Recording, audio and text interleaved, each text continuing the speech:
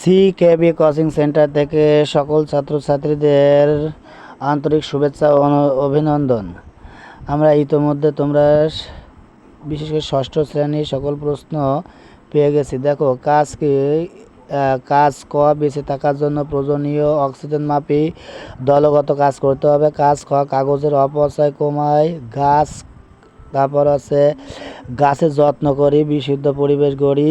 এবার কাজ ক, বেঁচে থাকার জন্য প্রয়োজনীয় অক্সিজেন মাপি।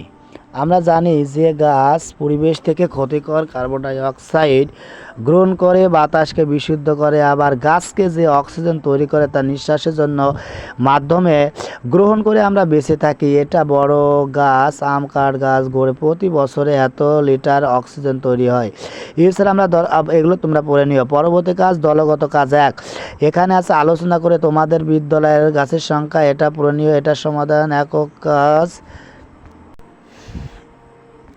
এবার একক কাজ, আমার পরিবারের জন্য অক্সিজেনের হিসাব করি। তোমার পরিবারের সকল সদস্যদের গড়ে প্রতিদিন কি পরিমাণ অক্সিজেন লাগে, এই সকল প্রশ্নটা তোমরা পড়ে নেও।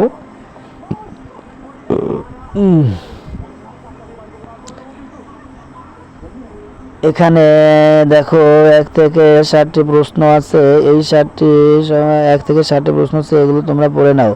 একক কাজে তোমার পরিবারে কতটুকু পরিমাণ অক্সিজেন লাগে তার হিসাব দিতে হবে। এবং জোড়াই কাজে দেখি, কাজ খ, জোড়াই কাজ কাগজে অপচয় কমায় গাছ বাঁচায়। এখানে একটা অনুচ্ছেদ আছে, তোমরা পড়ে নিও। এবং জোড়ায় আলোচনা করে সমাধান বের করবে। প্রত্যেকে একত্রিতভাবে আলোচনা করবে এবং প্রত্যেকে নিজের খাতায় লিখবে।